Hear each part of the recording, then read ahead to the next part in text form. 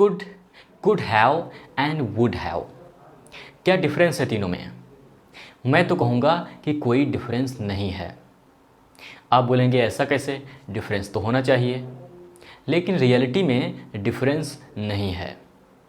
ये मैं आपको आगे वीडियो में बताने वाला हूँ, तो वीडियो को ध्यान से देखिए और लास्ट तक देखिए।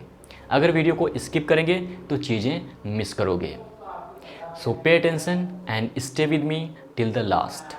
वीडियो शुरू करने से पहले अगर आप चैनल पे नए हैं तो चैनल को सब्सक्राइब कीजिए, बेल आइकन को ऑल पे क्लिक करके रखिए ताकि रोज़ आने वाली वीडियोस की नोटिफिकेशन आपको टाइम पे मिल जाए। Could, could have and would have, तीनों को एक एक करके सीखते हैं। तो पहले देखते हैं कुड क्या है। कुड को सीखने से पहले आपको कैन के बारे में पता होना चाहिए, तो एक नज़र कैन पे डाल लेते हैं। कैन का एक जनरल यूज़ जो एबिलिटी को एक्सप्रेस करने के लिए होता है। प्रेजेंट में योग्यता, योग्यता को दिखाने के लिए प्रेजेंट में कैन का यूज होता है। For example, I can do, मैं कर सकता हूँ। आई कैन जंप, मैं कूद सकता हूँ। आई कैन क्लाइंब, मैं चढ़ सकता हूँ। आई कैन स्विम, मैं तैर सकता हूँ। तो ये एबिलिटी है, योग्यता है। ठीक इसी तरह से पास्ट की एबिलिटी या फिर योग्यता को दिखाने के लिए कुड का यूज़ करते हैं।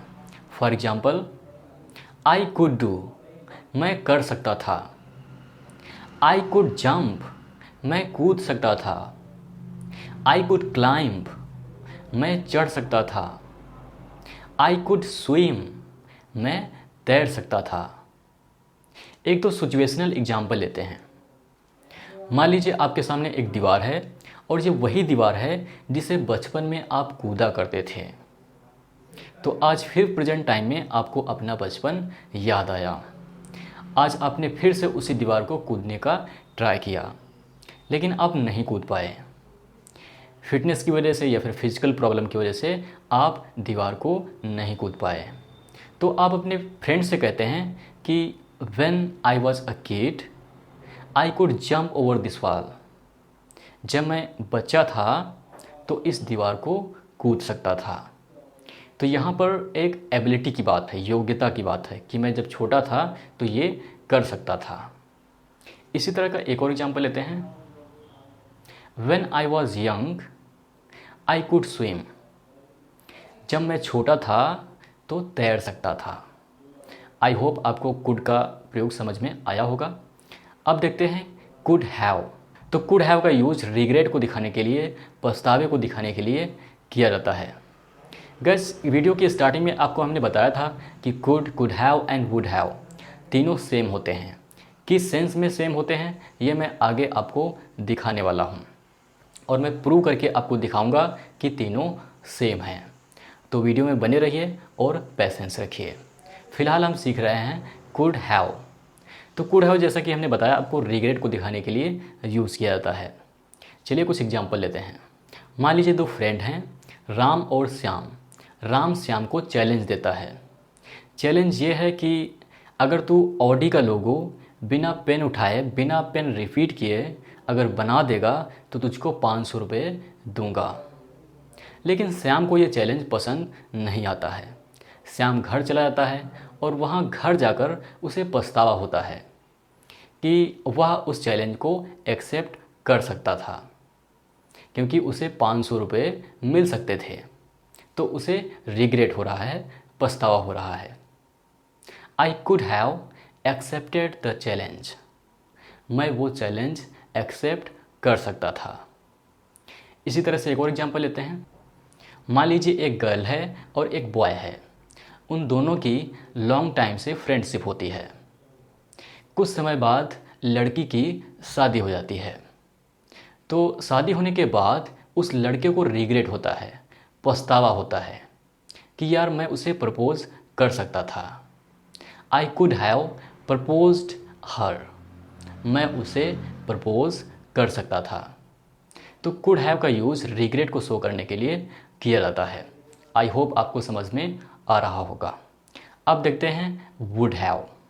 वुड हैव, वुड हैव का यूज़ भी रिग्रेट को दिखाने के लिए, पछतावे को दिखाने के लिए किया जाता है। So point to be noted that would have and could have both are used to express regret. पछतावे को दिखाने के लिए दोनों का यूज़ किया जाता है। ये लाइन नोट कर लीजिए। तो अब हम देखते हैं वुड हैव के कुछ एग्जाम्पल्स।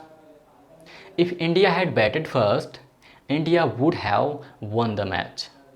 अगर इंडिया ने पहले बल्लेबाजी की होती तो इंडिया मैच जीत चुकी होती। इसे ऐसा भी बोल सकते हैं, इंडिया मैच जीत सकती थी। चुकी होती या फिर सकती थी, दोनों एक ही बातें हैं। इसी तरह से एक और एग्जांपल लेते हैं। If Ravi had studied well, Ravi would have passed. अगर रवि ने अच्छे से पढ़ाई की होती तो रवि पास हो चुका होता या पास हो सकता था। सो आई होप आपको वुड हैव का यूज़ भी समझ में आया होगा। अब आपके सामने एक सेंटेंस है, मैं उसे थप्पड़ मार सकता था। मान लीजिए आपको किसी ने गाली दी और आप उसकी गाली सुनकर घर आ गए। अब घर आकर आपको लग रहा है कि मैं उसे थप्पड़ मार सकता था, ये मेरी एबिलिटी थी कि मैं उसे थप्पड़ मार सकता था। तो आप यहाँ पर कुड का यूज करेंगे, आई कुड स्लैप हिम। अगर आपको पछतावा हो रहा है कि मैं उसे थप्पड़ मार सकता था, तो ऐसे में आप वुड हैव या फिर कुड हैव दोनों का यूज़ कर सकते हैं। तो I could have slapped him या I would have slapped him. तो यहाँ पर ये ऐसी सिचुएशन है जहाँ पर आप तीनों में से एक का यूज़ कर सकते हैं और तीनों की अगर हिंदी में बात करें तो मीनिंग सेम होती है, मैं उसे थप्पड़ मार सकता था। तो इस तरह से could and could have and would have तीनों हिंदी के नज़रिए से देखें तो तीनों सेम हैं। तो इस वीडियो लेक्चर में आपने सीखा could and could have and would have तीनों सेम हैं। उम्मीद है ये छोटा सा वीडियो आपके लिए हेल्पफुल होगा, आपको पसंद आया होगा। पसंद आया तो लाइक कीजिए, शेयर कीजिए, चैनल को सब्सक्राइब कीजिए, बेल आइकन को ऑल पे क्लिक करके रखिए ताकि नोटिफिकेशन आपको टाइम पे मिल सके। आज के लिए इतना ही, मिलते हैं किसी और वीडियो लेक्चर में किसी और टॉपिक के साथ। तब तक के लिए सीखते रहिए, हंसते रहिए, मुस्कुराते रहिए।